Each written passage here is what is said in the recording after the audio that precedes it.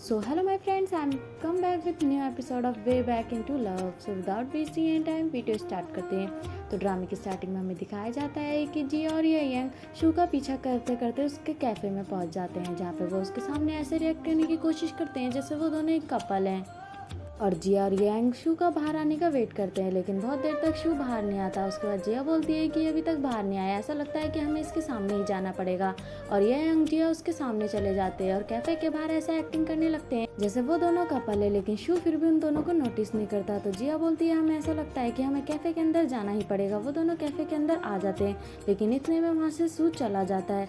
अब हमें दिखाया जाता है कि जहाँ पे वो लोग फिर से अपनी एक्टिंग स्टार्ट कर देते हैं, लेकिन तभी अचानक से जिया की आंखों में कुछ चला जाता है। तो यांग उसकी हेल्प करने लगता है, लेकिन इतने में शू उसे नोटिस कर लेता है और उन दोनों को साथ में देखकर शू को बहुत ज़्यादा जेलस फील होता है। तभी शू वहाँ से जाने लगता है। शू को देखते ही जिया और यांग एक दूसरे से अलग हो जाते हैं और जिया और यांग बोलते हैं कि जैसा आप सोच रहे हैं वैसा कुछ भी नहीं है। तो शू बोलता है कि तुम अपना काम जारी रखो, और इतना बोल के वो वहाँ से चला जाता है। तभी उसके पीछे जिया वहाँ से भागने लगती है। अब हमें दिखाया जाता है जहाँ शू और जिया एक कार में होते हैं। तभी जिया शू से बोलती है कि हमारे ऑफिस के रूल में ये है ना कि अगर कोई भी ऑफिस रोमांस करता है तो उनमें से किसी एक को निकाल दिया जाएगा। तो शू बोलता है कि हाँ, हमारे ऑफिस का ये रूल है। तो जिया बोलती है कि मैं और यंग ऑफिस रोमांस कर रहे हैं, तो आप मुझे कंपनी से बाहर निकाल दीजिए। तो शू बोलता है कि मैं तुम्हें बाहर नहीं निकाल सकता, क्योंकि तुम कंपनी का कोई भी रूल नहीं तोड़ रही, क्योंकि तुम अपना रोमांस ऑफिस के बाहर कर रही हो। अब हमें दिखाया जाता है जहाँ पे जिया अपनी फ्रेंड से मिलने गई होती है और वो सारी बात अपनी फ्रेंड को बता देती है। तो उसकी फ्रेंड बोलती है कि मुझे ऐसा लगता है कि शू तुम्हारे साथ इसलिए ऐसा कर रहा है क्योंकि तुमने उस दिन ड्रिंक करके उसे किस कर दिया था, तो वो उसी चीज़ का तुमसे बदला लेना चाहता है। तो जिया बोलती है कि मैं उसे बदला लेने नहीं दे सकती और मैंने डिसाइड किया है कि मैं जल्द से जल्द इस कंपनी से रिज़ाइन कर दूंगी।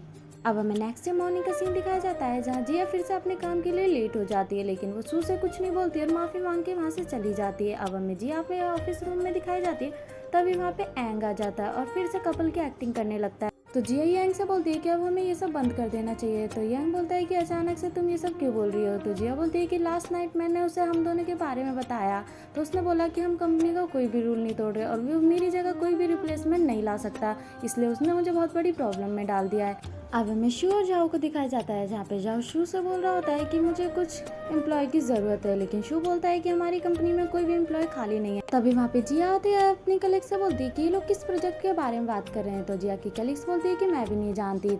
तभी जाओ जिया की तरफ देख के बोलता है क्या ये फ्री नहीं है। तो शू उसकी तरफ देख के अजीब सा रिएक्शन देने लगता है। तभी जिया गुस्से में शू के पास जाती है और बोलती है कि मिस्टर शू, तुम क्या सोचते हो कि मैं कोई भी काम नहीं कर सकती। चलो मैं तुम्हारे साथ शर्त लगाती हूँ कि ये प्रोजेक्ट मैं जल्द से जल्द ख़त्म करके दिखाऊंगी, और अगर मैं ये शर्त जीत जाती हूँ तो तुम मुझे यहाँ से जाने दोगे। तो शू बोलता है कि अगर तुम ये शर्त हार गई तो तुम क्या करोगी।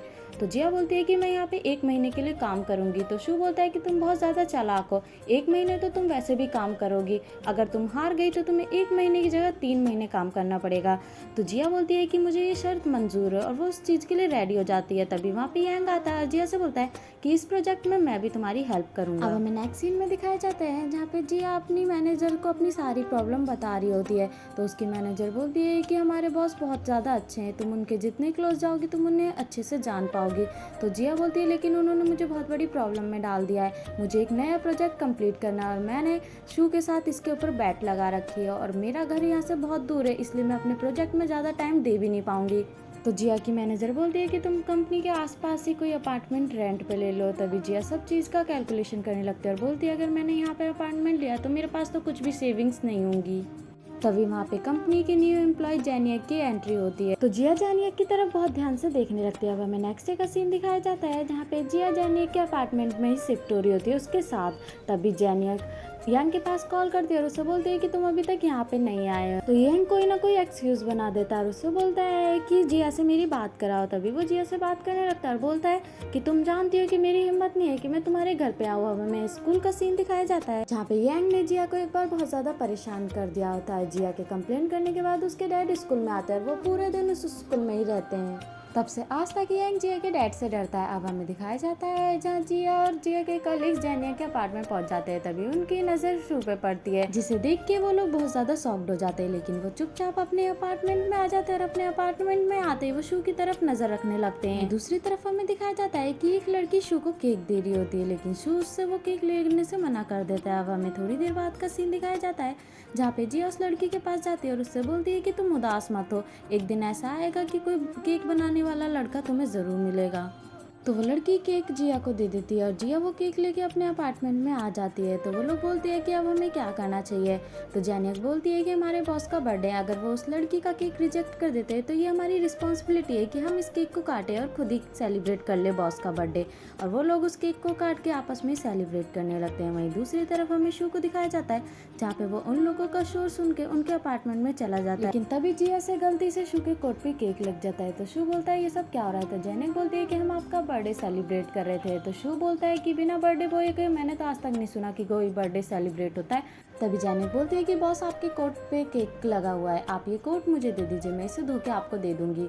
तो शू बोलता है कि जिसने ये कोट गंदा किया है वो ये धो के देगा। अब हमें थोड़ी देर बाद का सीन दिखाया जाता है जहाँ पे जिया वो कोट धो के शू को देने के लिए गई होती है। अब हमें नेक्स्ट डे का सीन दिखाया जाता है जहाँ पे जिया अपने ऑफिस के लिए लेट हो रही होती है। तभी वहाँ पे जेनिक आ जाती है और वो उसे 5 मिनट के अंदर ऑफिस पहुँचा देती है। तो जिया जेनिक से बोलती है कि आज हम 5 मिनट पहले यहीं पे पहुंच गए, थैंक यू, तुम्हारी वजह से आज मैं लेट नहीं हुई। तभी शू जेनिक से बोलता है क्या तुम अपनी दूसरी बिजनेस ट्रिप के लिए नहीं जा रही हो। तो जिया जेनिक से बोलती है कि अगर तुम चली जाओगी तो मैं क्या करूँगी और मेरा क्या होगा। तो जेनिक बोलती है कि मेरे कमरे में एक अलार्म है, तुम उसे यूज़ कर सकते हो जिससे तुम लेट ना हो। और इतना बोलते ही जेनिक वहाँ से चली जाती है। उसके जाते ही शू जिया से बोलता है कि तुम्हें हमारी शर्त याद है ना। अब हमें दिखाया जाता है जहाँ पे जिया और यांग अपने नए प्रोजेक्ट पे काम कर रहे होते हैं। लेकिन तभी अचानक से जिया का कंप्यूटर ख़राब हो जाता है और वो कंप्यूटर लेके शू के पास जाती है और बोलती है कि मैं कब से इस कंप्यूटर पे काम कर रही हूँ और ये इतनी बार ख़राब हो चुका है, आप मुझे नया कंप्यूटर ला के दीजिए। तो शू बोलता है कि ठीक है, जाके तुम सारे प्रोसीजर पूरे करो। जिया वो प्रोसीजर देखने के बाद बोलती है ये तो बहुत ज़्यादा है कि मुझे एक कंप्यूटर के लिए सबके सिग्नेचर लेने पड़ेंगे। जिया सबके सिग्नेचर ले लेती है और उसे नया कंप्यूटर भी मिल जाता है। तभी जिया अपने कंप्यूटर पर काम करने वाली होती है, लेकिन इतने में वहाँ पे जिया की कलीग्स आती है और जिया से बोलती है कि मिस्टर शू ने तुम्हें अपने ऑफिस में बुलाया। और यहीं पे हमारा ये पार्ट खत्म हो जाता है। तो मिलते हैं नेक्स्ट पार्ट में, जब तक के लिए बाय।